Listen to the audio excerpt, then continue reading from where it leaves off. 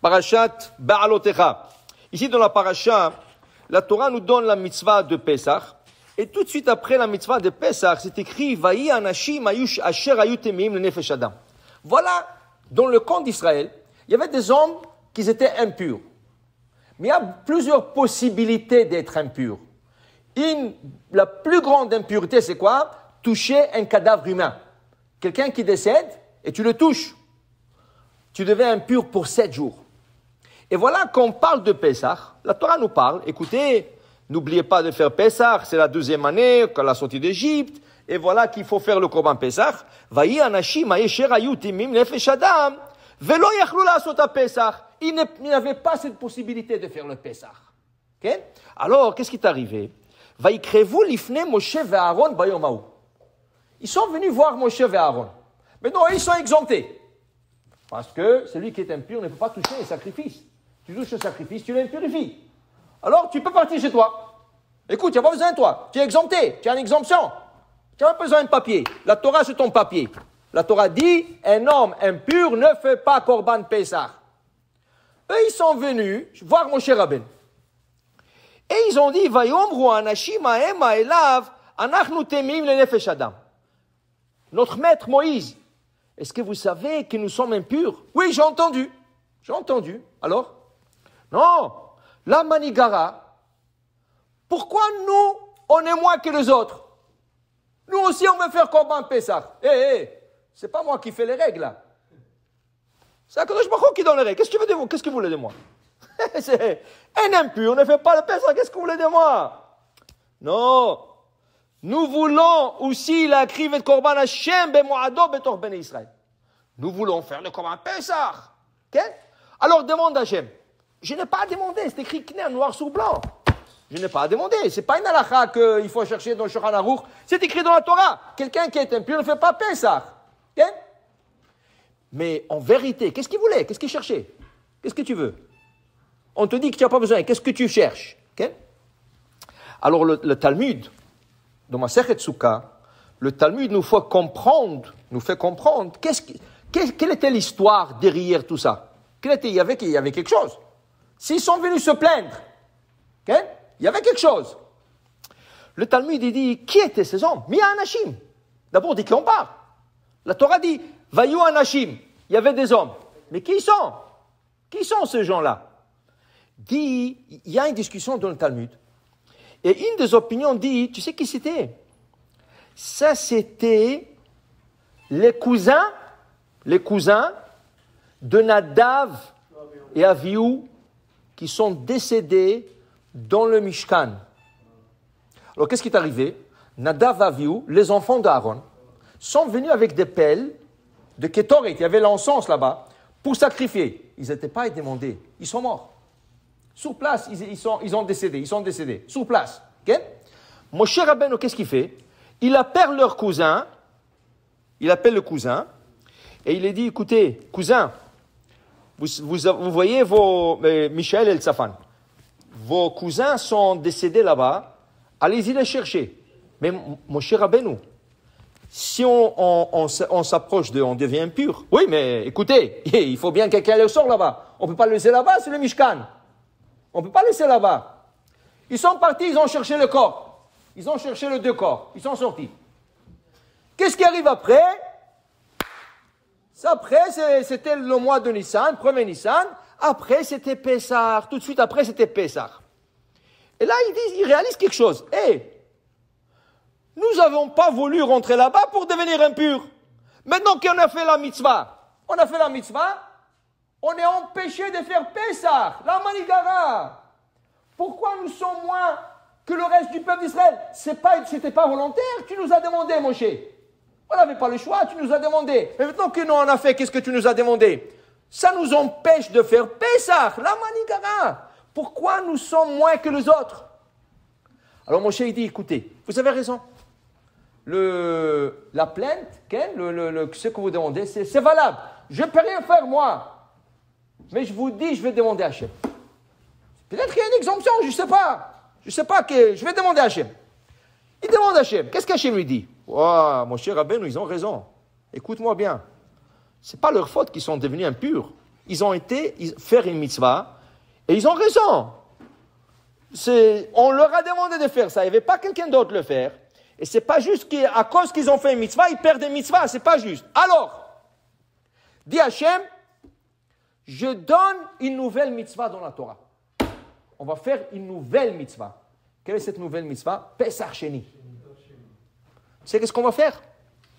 On va donner la chance à eux et à tous ceux qui sont comme eux de se rattraper un mois plus tard, le 14 Iyar.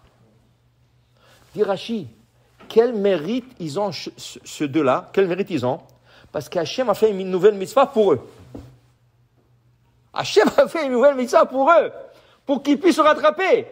Tu aurais pu dire, ouais, écoute, qu'est-ce qu'on peut faire? Vous étiez le seul, le cousin, qu'est-ce qu'on peut faire? L'année prochaine, Birushalayim va Bnuya. Non. Hachem n'a pas, il a dit, le mois prochain, je vous donne la chance de faire un Pessah. Et avec vous, tous ceux qui sont comme vous. C'était grosse route. Mais le Talmud, qu'est-ce qu'il veut nous dire? Écoute-moi bien. Si on te dit, tu sais quoi? Aujourd'hui, tu n'as pas besoin de mettre tes tefillim. Va à la maison, va. Tu n'as pas besoin, tu es malade. Tu as mal à la tête, tu es malade, tu es exempté, reste là. Il y a un qui va dire, bon, Hachem. Il y a un qui va dire, non, Chas Shalom, quoi, je ne vais pas mettre le tefillim aujourd'hui, je ne suis pas un goy, moi. Moi, je vais mettre un tefillim. Mais tu es malade? Non, rien à faire, je vais mettre le tefillim. Ça veut dire qu'il y a deux approches. On peut te dire, alors, monsieur, tu es exempté, et tu vas commencer à courir de joie parce que tu es exempté. Il y a des gens qui sont tristes quand ils sont exemptés. Ils ne cherchent pas des exemptions. Ces hommes-là n'ont pas cherché une exemption. Ils ont cherché une obligation.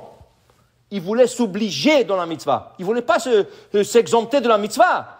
Et Akadosh Baruch Hu nous montre, c'est lui qui cherche à s'obliger dans la Torah. Waouh, quelle récompense je lui réserve. S'il faut faire une nouvelle mitzvah, je vais le faire pour lui. Si même il faut écrire une nouvelle mitzvah dans la Torah, je veux le faire pour cette personne. Ça veut dire que c'est extraordinaire qu'est-ce qu'ils ont cherché. En 1948, 50, en Israël, il y avait la prison là-bas. Il y avait un rave qu'on l'appelait le rabbin de prisonniers, le rave Ariel Levin. Tout le monde le connaissait. Parce qu'il allait parler aux prisonniers, il leur faisait des Dvar Torah, il faisait des prières avec eux. Il était très connu en Israël, tout le monde le connaissait. Vous savez, même quand une fois, il y avait le président d'Israël, il a donné l'amnistie à tous les prisonniers. Quand ils sont passés devant le président, il leur a dit, vous allez être bien, tout ça. Oui. Il y avait un, il a dit, alors, toi tu étais parce que tu as volé, tout ça, tu ne vas plus voler. Il dit, non, monsieur le président, je vous dis la vérité. Moi, je vais voler encore une fois et c'est tout. Après, je m'arrête. L'autre, il le regarde. Mais qu'est-ce que tu racontes? Dis-moi, tu vas sortir ou tu vas rester? Là, je vous dis la vérité, je ne vais pas mentir. Maintenant, je suis honnête. Je suis honnête avec vous. Encore une fois. OK? Qu'est-ce que tu vas voler? Qu'est-ce que tu veux voler? Il dit, je vais trouver une bijouterie, je vais voler une montre. Il dit, mais qu'est-ce que tu racontes? Il dit, non, parce que le rabbin, je l'estime. OK? Et je vais voler une montre pour lui donner. Il a besoin d'une montre. Le rabbin, le président n'a rien compris. Alors il appelle le rabbin. Il appelle le Rabbi Ariel Levin. Il dit, viens ici. Il dit, c'est quoi l'histoire de ce bonhomme? Il dit, écoute, moi je lui ai enseigné de dire la vérité. Il dit, de rien avant, tu ne mens plus. Tu dis la vérité. Je ne sais pas, il a eu une idée que j'ai besoin d'une montre. Je n'ai pas besoin d'une montre, mais c'est son idée à lui. Mais pour vous dire, regardez, il est honnête avec vous. Normalement, tous ils disent, oui, je vais être bien. Mais lui, regardez là où on était. Vraiment, il a éduqué des prisonniers. Un jour, en Israël, c'était un jour d'hiver. Et il pleuvait, et il faisait froid. Et lui, toujours, il allait à la prison parler aux prisonniers. Ce jour-là, il a oublié sa carte d'identité. Il n'avait pas de carte d'identité. Il arrive là-bas. Il y a un gardien, il ne le connaissait pas. Où vous allez, monsieur? Il dit, je vais là-bas. Il dit, monsieur, ici, les gens veulent sortir, ils ne rentrent pas ici. Retournez chez vous, vous êtes un homme âgé, ce n'est pas pour vous ici, retournez chez vous. Il dit, non, s'il vous plaît, moi je rentre là-bas parce que je parle aux prisonniers. Il dit, écoute-moi bien, tu as une carte d'identité? Il dit, non, je l'ai oublié. Il dit, alors tu ne rentres pas. Il dit, mais écoute, maintenant, retourner à la maison, il pleut, je suis venu ici. Il ne voulait rien savoir. Le gardien, il ne voulait rien savoir. Il ne lui a pas laissé rentrer. Il a fait, comme il connaissait bien la prison, comme il connaissait bien en prison, il a fait le tour, il savait qu'il y a une autre entrée quelque part d'autre. Il a dit, peut-être le gardien là-bas va me reconnaître. Effectivement, il a fait le tour, il y avait là-bas un autre gardien. Ah, le Rabino, oui. Il dit, comment ça va? Il dit, mais tu connais, j'ai oublié la carte. Il dit, ok, oui, je vous connais. Parce qu'il venait, il venait toujours. C'est pas que... Il lui a laissé rentrer. Il lui a laissé rentrer, il est parti, il a parlé au prisonnier. Du coup, l'autre, le premier, il le remarque. Il a couru. Il dit, hé, comment tu es rentré? Comment tu es rentré ici? Il dit, écoutez, je vous ai expliqué, moi je viens toujours ici. Je suis un habitué. Aujourd'hui, rien que j'ai oublié ma carte d'identité, j'ai fait le tour, l'autre gardien m'a reconnu. Il dit, maintenant, monsieur, vous savez, je vois vous êtes un homme sérieux et je vois vous êtes un homme honnête. Ah oui, comment vous voyez ça? Il dit, monsieur, il pleut dehors. Il fait froid dehors. Vous avez plus que 80 ans. Non, quand je vous ai dit de partir, okay, normalement, un homme, quand vous devrait dire, ah, Baruch Hashem, aujourd'hui, je suis exempté. Je n'ai pas à rentrer, à parler aux prisonniers. Il fait froid, écoute. Okay? Vous avez cherché de toutes les manières de oui rentrer, de oui faire votre mitzvah, de parler à ces prisonniers. Vous êtes un homme honnête. Vous êtes un homme bien. Okay? Tu comprends? Un homme, il ne doit pas chercher des exemptions.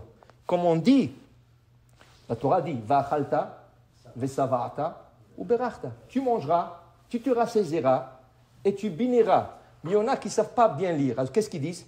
Va'achalta, ve'sava'ata, ou barachta.